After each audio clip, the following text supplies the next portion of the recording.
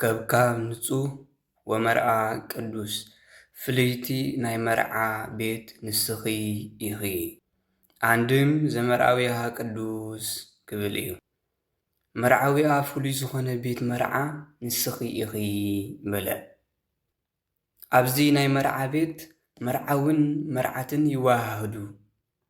ናይ መርዓዊ ቤተሰብን ናይ መርዓት ቤተሰብን እውን ይራኸቡ። መብልዕ መስተ ይርከበሉ። ምስጋና፣ ሓጎስ፣ ተድላ፣ ደስታ፣ ምጽዋት ኩሉ ይርከበሉ። መርዓትን መርዓውን ከም ዝወሃሃዱ ኣብ ዳስ መርዓ ብኣዴና ቅድስት ድንግል ማርያም እውን መለኮት ምስ ትስብእት፣ ትስብእት ምስ መለኮት ተዋሃሂዱ። ስጋ ምስ ቃል፣ ቃል ምስ ስጋ ተዋሃሂዱ። ናይ መርዓዊ ቤተሰብን ናይ መርዓትን ቤተሰብ ሓደ ከም ዝኾኑ ብኣዴና ቅድስት ድንግል ማርያም እውን ህዝብን ኣህዛብን ዝተገረዘን ዘይተገረዘን ናይ ጭዋ ልጅን ናይ ጭዋ ውሉዳትን ናይታ ባርያ ውሉዳትን ሓደ ዝኾኑላ ውህደት ተዋህዶ እዩ። ኣብ መርዓ ሓጎስ፣ ፀወታ፣ ተድላ፣ ደስታ ከም ዝግበር ብኣዴና ቅድስት ድንግል ማርያም እውን ገቢረ ተኣምራት ተገብረላ። ኣብ መርዓ መብልዕ መስተ ከም ዝርከብ ኣብ ኣዴና ቅድስት ድንግል ማርያም እውን ስጋውን ደሙን ተረኺብልና።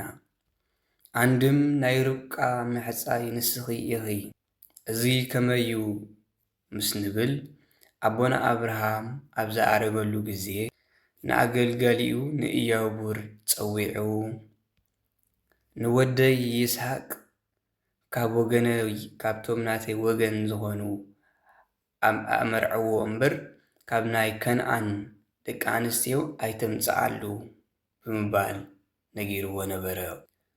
እዞም ክትገብር እውን መሓለለይ ብምባል ኣመሓሎ ንኢያቡር።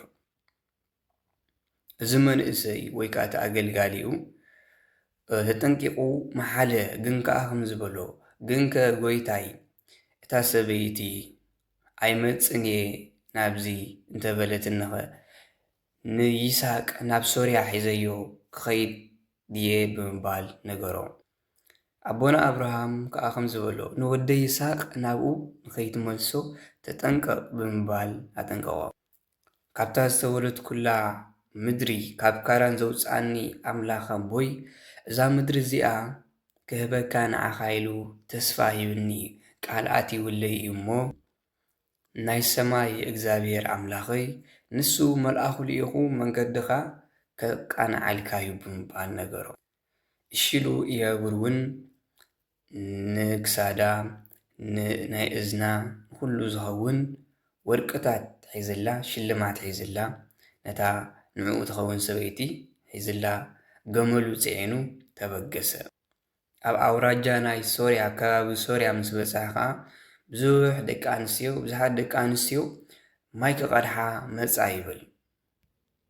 ርኢ ምስ ኣበለን ኢያቡር ከዓ ካብዚአን ሓንቲ መልክዕ ምስ ምግባር ምስ ግብሪ ወይ ከዓ ምስ ፅባቐ ኣተሓሒዛ ኩሉ ነገር ኣተሓሒዛ ሓንቲ ጓል ኣንስተይቲ ረኺበ። ንሳ ከዓ ናይ ጎይታይ ወገን ምስ ትኾነለይ ማይ ኣስትየኒ ኢለያ ከዓ ምስ ተስትየኒ ነግማለይ እውን ማይ ምስ ተስትየለይ ክያ ኣስተዳለከ ለይስሐቅ ገብርከ ንሳ ንይስሐቅ ባርያኻ ዘዳለኻያ ትኹን ብምባል እዚ ክሓስብ እንከሎ ሓሲቡ ከይወደአ መልክዕ ምስ ምግባር ዘተሓሓዘ ርብቃ ዝተባሃለት ጓል ኣንስተይቲ ናብኡ መፀት።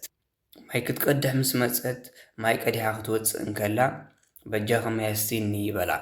ማይ ኣስተየቶ ነግማለይ እውን ኣስትየለይ ይበላ። ነግማሉ እውን ኣስተየትሉ። ኣስትያ ምስ ወደአት ጓል መን ኢኺ እዛ ጓለይ ይበላ። ኣነ ጓል ባቲኤል እየ ብምባል ነገረቶ። ርብቃ ከዓ ስመይ ብምባል ነገረቶ። ከምዚ ድማ በላ ኣብ ቤትኩም ዝሓድረሉ ቤት ይህሉ ዶ ይኸውን ሎም ለይቲ ብምባል ተዛረባ። ርብቃ ከዓ ከመይ ዘይህሉ ጎይታይ ንዓኻ ተሓድረሉ ትምገበሉ ቦታ ኣሎ፣ ነግማልካ እውን ምግቢ ዝምገብሉ ማይ ዝሰትይሉ ቦታ ኣለና፣ ፀገም የለን ብምባል ነገረቶ። ንሱ እውን እግዚኣብሔር ኣምላኽ ኣመስጊቡ ኣመስጊኑ 10 ወቄት ወርቅ ንኣኢዳዋ 2 ወቄት ወርቅ ንኣእዛና ብምሃብ ኣጊጹ ኣማዕሪጉ ሰደዳ።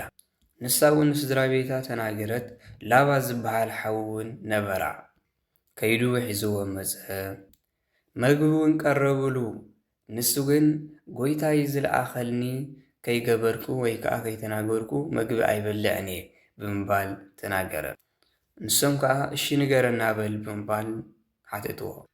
ንሱ ከዓ ከም ዝበሎ እግዚኣብሔር ኣምላኽ ንጐይታይ ኣብርሃም ከም ዘኽበሮ ትፈልጡ ኢኹም። ኣብ እርግኑ እውን ሓደ ቆልዓ ከም ዝሃቦ ትፈልጡ ኢኹም። ወራሲ ወይ ከዓ ዝኾነ ነገር ዘይብሉ ሓደ ቆልዓ ጥራይ ኣለዎ። ተወራራሲ ዝቃየጾ ነገር ዘይብሉ ሓደ ውሉድ ኣለዎ።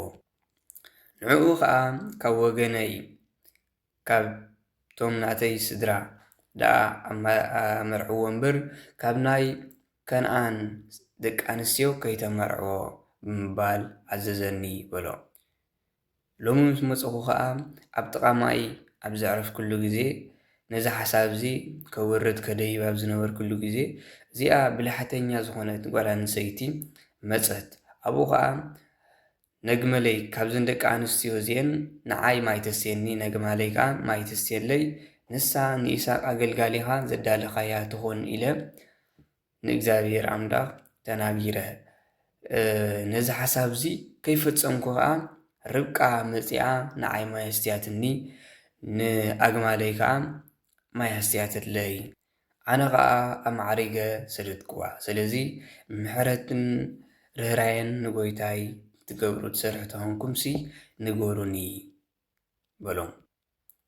ንሶም ከዓ ናታ ፍቓድ ክንሓትት እሞ ሒዝካያ ትኸይድ ትኽእል ኢኻ በልዎ። ንርብቃ ጸዊዖም ርብቃ ትኸዲ ዲኺ ብምባል ሓተትዋ። ንሳ ከዓ እወ ይኸይድ እየ ብምባል ፍቓደኛ ኾነት። ንሶም ከዓ ዛጓልና ዛጓለይ እልፊ ኣእላፍ ኩኒ ደቅኺ ናይ ደቅን ደቂ ደቅኽን የርኢኺ ናይ ጸላእቱም ናይ ኩሎም ጸላእትና ነገር ኩሉ ይውረስዎ ሓያላት ይኾኑ ብምባል ምረቕዋ። ግንባራ ሰዒሞም ሰደድዋ። እቲ ኢያቡር ዝተባህለ ሰብ እውን ንቤተሰባ ናይ ሕፀ ወይ ከዓ ናይ ውህብቶ ንዓዓ መውሃቢ ዝኸውን ንስድራኣ ሂብዎም ሒዝዋ ተበገሰ።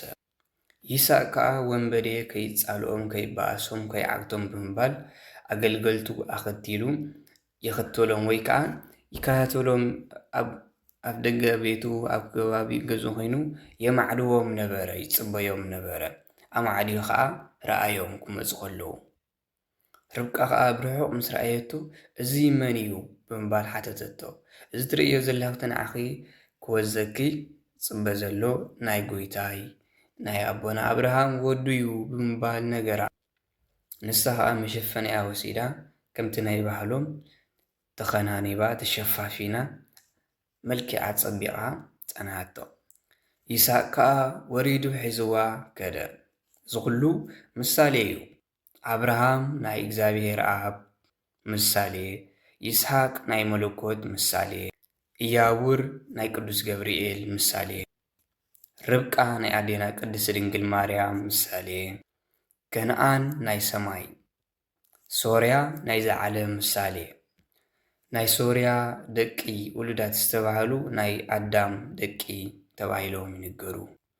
ናይ ከነኣን ሴቶች ደቂ ኣንስትዮ ዝተባህሉ ከዓ ናይ መላእኽቲ ናይ መላእኽቲ ምሳሌ እዮም። ኣብርሃም ካብ ናይ ሶርያ ደቂ ኣንስትዮ ኣመርዕዎ ማለት መለኮት ናይ ኣዳም ባህሪ ገይሩ ስግኡ ንኽወሃሃድ ናይ ዝገበሮ ንምንጋር እዩ። ካብ ናይ ደቂ ከነኣን ደቂ ኣንስትዮ ከይተመርዕዎ ማለቱ መለኮት ካብ ናይ መላእኽቲ ባህሪ ገንዘብ ከም ዘይገበረ ንምርዳእ እዩ። ዝተለኣኸ ኢያቡር ካብ ኣብርሃም ተላኢኹ ካብ ከነኣን ናብ ሶርያ ብምኻዱ መልአከ ቅዱስ ገብርኤል ከዓ ካብ እግዚኣብሔር ኣምላኽ ተላኢኹ ናይ ብስራት ቃል ሒዙ ካብ ሰማይ ናብ ምድሪ ናብ ኣዴና ቅድስቲ ድንግል ማርያም ናይ ምምጽኡ ምሳሌ እዩ።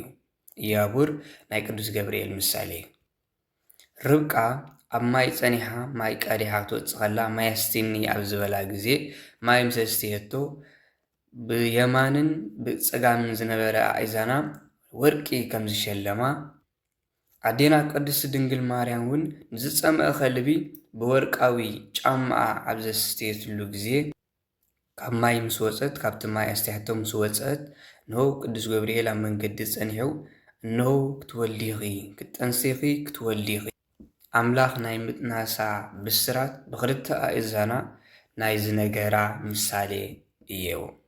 ርብቃ ናይ ኣዴና ቅድስት ድንግል ማርያም ምሳሌ እያ።